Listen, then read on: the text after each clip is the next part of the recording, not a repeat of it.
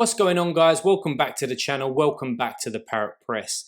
Today's video, we're going to be talking about my recent transactions, my transfer list and my watch list. We're going to be looking at the reward that I've just won, which is a tier 2, which I'm quite happy with, and the upcoming game week because it's a massive game week as most of the European leagues are back in action. Let's get into the video.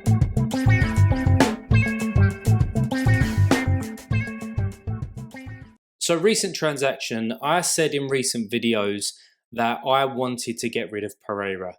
And the reason being is because Orlando have not been firing in all cylinders in recent weeks. They haven't been getting further forward up the pitch. They haven't been decisive.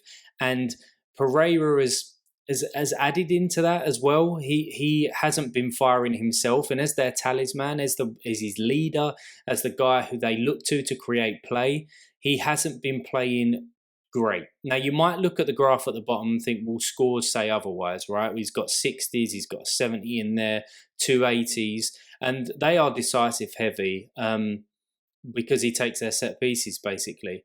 And if we look at recent weeks, he hasn't been playing 90 minutes, and that's a concern for me. I want players that have got the ability to play 90 minutes, but not only that, if they're playing 90 minutes, then they're more likely to rack up some AAs or get some decisive returns. And Pereira has been struggling. He looks quite slow. I know that he's older. At the moment, he's 32. So I know that obviously he's slowing down as a midfielder. I'm not expecting him to go box to box. But if we look at his recent form or his recent games, he's gone 55, 75, or at 86. He was sub there, 79, another 79 at the bottom there, didn't play. And if he was in 80s week in and week out, obviously I'm not going to really have a problem with him playing 65, 70, 75 minutes. That's going to be perfectly fine. But what's annoying is that every time that I'm trying to put a lineup together, he's a doubt. You know, he's not training for the first 2 days of the week, and then I'm scrambling on a Thursday evening or a Friday morning. What's going on with Pereira? And I don't want that. So I wanted him out. He was getting on my nerves, and also another point is that his contract actually runs out at the end of this year, and I don't think that he's going to renew it. So I wanted him out. So what I done was I traded him. I whacked on 0.035 ETH, and I went ahead and got myself this guy, Jonathan Osorio. Now, you could say he falls into the same boat with the contract situation because he's expires at the end of this year as well. But with him, because Toronto have obviously just made some amazing signings with the Italians that they've got in, Insigne obviously being one of them and being an incredible player, he might start to think, well, Toronto's got some ambition, and he's been with the club a long, long time. And if they make another 1 or 2 marquee signings, I think that they'll be pushing for the MLS Cup, and they'll be pushing to achieve great things. The other thing about him is, and I'll come on to his performance in a minute, but he plays for Canada, and he's their starting centre midfielder as well. And obviously we're coming up to the World Cup, and Canada has qualified for the World Cup. So I've got one eye on that. Now, in my gallery, I think I've only got Walker Zimmerman, who plays for obviously the US, and Osorio now, who plays for Canada, who play international football. So what I might be able to do is at the end of this year, if I wanted to sell him, make some ETH off of him. But when we look at his scores here, we can see that he plays 90 minutes when he starts normally. Yes, he's had a sub appearance in there and a DMP as well. But he's got an assist in him. He's got a goal in him. And playing with them attacking players with that quality and that flair that they've got, I can see some more goals and assists coming in. Toronto, between now and the end of the season, they're not in playoff positions at the moment. But between now and the end of the season, they need to really play some attacking football to get in that playoffs. They need some wins. And I think this guy will be a part of those wins, play a big part of those wins. And along, as I said, with those Italians, I think that there's some great scores to come. And that's not to say that he's not had great scores in recent weeks. When we look there, a goal and assist, 2 other goals in different games, and he's got some decent AA scores as well. So yeah, some people might say that I've overpaid for him a little bit. but I don't really think so. If we look at what Pereira is selling for now, it's actually a lot less than when I traded him, and Osorio is up at, I think it's about 1.17 at the moment. So I'm happy to get him into the side. I'm happy to get into that Toronto attacking unit, and yeah, let's see what he can do. So moving on to my transfer list, I want to get these two guys out. Now, again, about 3 or 4 videos back, I said how good Hong Jun-un is, and I do think that he's still got it in him. You'll see there from his L5, it's 42. That's because he's been injured, but in this season he's hit, I think, 2 or 3 hundreds, and which made his price skyrocket up to 0.25, 0.26 or something like that. So I think that selling him now, I'm probably only going to get about 0.11. But the reason why I'm selling him is because he's my only Asia player. And as you'll know from previous videos, and if you take a look at my gallery, that I'm predominantly an MLS America manager. So what would make sense, I can only play him in one league, which is the All-Star, because I'm playing America Rare Pro and America Rare. And I want to have somebody in the side who gives me the flexibility and allows me to play them in, you know, three lineups rather than just the one.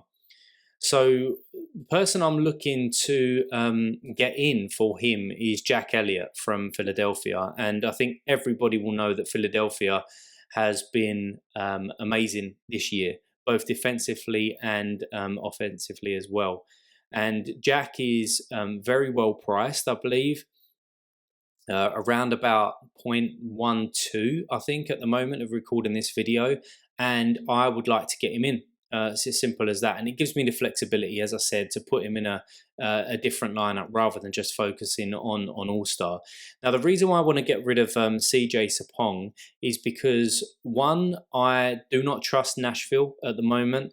Hani Mukhtar has been in and around the side because he's been injured. I think he's back now, and when he's back, they are a better side. I think Banbury has been on fire, scoring 3 in his last 3, so his position's a little bit at risk. And he's also 33. He's got a contract that lasts until the end of next season, which is good, and I think he will hold some value because of that, and people are not going to start panicking. But as I said, I don't really trust Nashville's attacking unit or their philosophy at the moment, and they've not obviously not been in great form.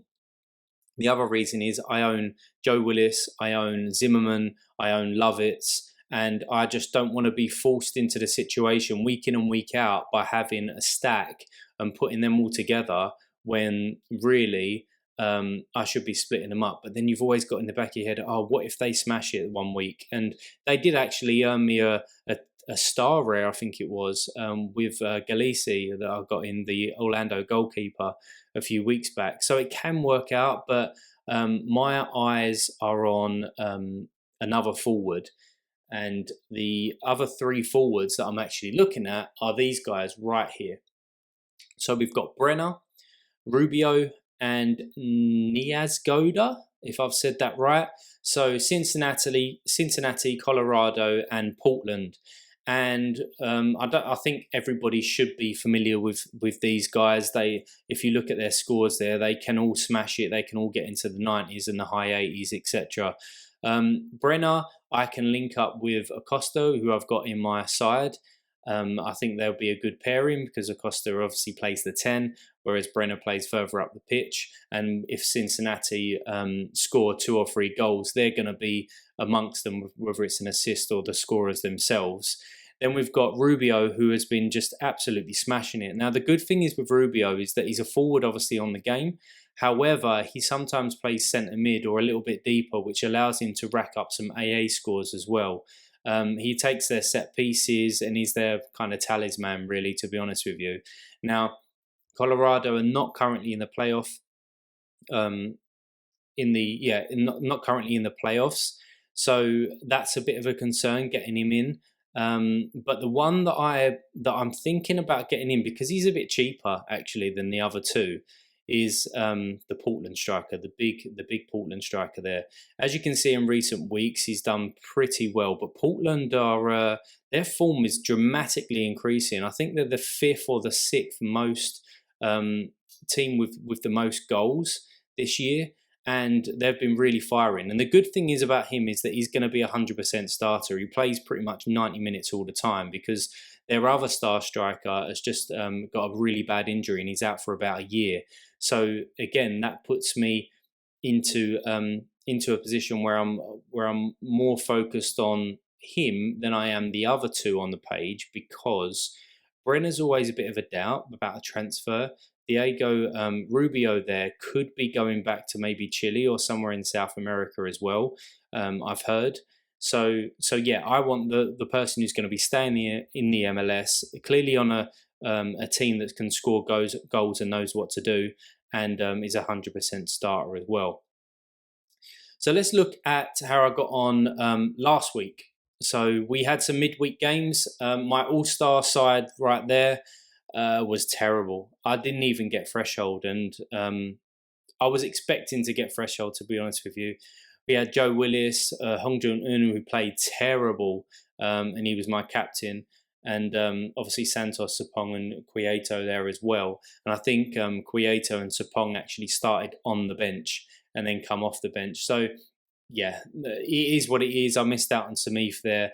But the good thing is that my Rare America side, which you can see there, done very, very well. So we had Seattle, who had their clean sheet. They won 1-0, and Morris had won the penalty, which Ladero then went ahead and converted as well.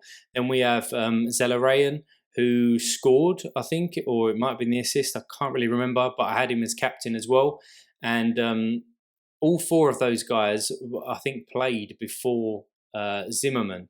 So I woke up at something like 3 a.m. and started tuning into what was going on at Nashville. And as you can see there, terrible. Yeah, he just flopped. Flopped. Now, it's unlike Zimmerman.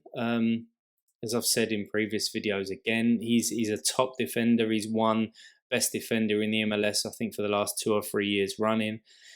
But stars didn't align and it didn't work out. And it is what it is. But what I did get, it was a tier 2 rare player. And the guy that I went ahead and got is this guy right here, Jean Motta. He plays for Inter Milan, and I didn't really know too much about him, but if you take a look at his recent scores there, very, very good. Very good as a midfield player. 28, they signed him this year, I believe, and he takes most of their set pieces as well, and I love a set piece taker. That always gives you the chance for the assist as well. And some good AAs. So I'm happy with that. I think he's going on the market at the moment for about 0.15, I think, or 1.6. So if I decide to keep him, which I might do, to be honest with you, yeah, I quite like him. If you guys know much about him, then leave a comment down below, because I haven't watched too much of Inter Miami at the moment this year. So yeah, is he a good player? I don't know, but judging by his scores, he could add something to the team, add something to the gallery for sure. But whether I sell him and then upgrade elsewhere, I don't know at the moment. I might leave it a couple of weeks and see what he's like. So yeah, tier 2 reward, happy with that. Another midfielder into the gallery and gives me that rotation. But moving on to this week. So as I said, this week is a big week for most managers because European leagues are back. But I'm still going to be playing, obviously, All-Star. I'm going to be playing America Rare Pro, and I'm going to be playing America Rare. This is my Rare Pro side. We've got Orlando at home to New England. So they could be a clean sheet there because, again, they haven't been firing. But I think Gustavo Bou is back, which is a little bit worrying for a clean sheet there. But we can hope. And then we've got Montreal at home to Inter Miami as well. So, again, could be a clean sheet, and Cueto up top there. Inter Miami haven't got the best defense. So that puts him in good stead to at least try and get a goal or get a goal. Obviously, he's always going to be trying to get a goal. And then we've got my captain there as Zelarayan, and they're at home to New York City. Obviously, New York City have got an okay defence with Sean Johnson in goal as well. But with Zelarayan and the partnership that he's now got with Hernandez up top, Columbus being at home, him being a set piece taker, and just having the ability to score hundreds like it's nothing, I've whacked the captain armband on him. So I'm hoping this is my best lineup I feel this week, and my best chance at getting another reward into the club. Then we've got my America Rare side. As you can see, they're right in the middle. My boy Acosta, and I've whacked the captain armband on him as well because, again, chance of good AAs, chance of assists, chance of goals as their number 10. But they are at home to Philadelphia. Now, it's good that they're at home, and we know that Philadelphia's defense has been so solid this year. But Cincinnati, with Brenner, Vasquez, and Acosta, they can always do some damage. So I think it'll be a tight game, quite a low-scoring game, but I'm hoping that Acosta can get a decisive in there. Then we've got the Seattle boys. We've got Fry, we've got Yeimar, and we've got Jordan Morris as well, and they are playing away at Atlanta. But predicted scores for those guys are pretty good. Atlanta hasn't been great this year as well, so I'm hoping for some good things off them. And then we've got our new signing in there, Osorio, who is away at Nashville. And I hope that he can dominate that midfield just for this lineup, because I think it's stronger than this lineup, which is going to be my all-star one. And as I said earlier, I've whacked the 4 Nashville players together.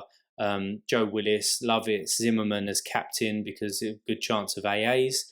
Sapong and Pedro Santos. Now, Sapong, I think he's predicted to have a 57-point game, which is higher than Zimmerman. However, I don't know if Sapong is going to start, so I'll put him in there anyway as my third forward to obviously get 3 lineups out. But I whacked the armband on Zimmerman, and Pedro Santos. He's a threshold beast, really. He's always going to get you kind of 50 to 60 points, and obviously if he can get a decisive, then great, which he's done many times this year. So that's where I am. That's where my gallery's at. That's what I'm looking like for this game week. Let me know down below if you are a European manager, or you've got European players and you are very excited for this week because you've missed out on the last 2 or 3 months because you don't play the American leagues. But yeah, let me know what lineups that you guys have put together. If you like the video, like the video. If you want to see some more, hit that subscribe button. Good luck, guys, and I will see you in the future.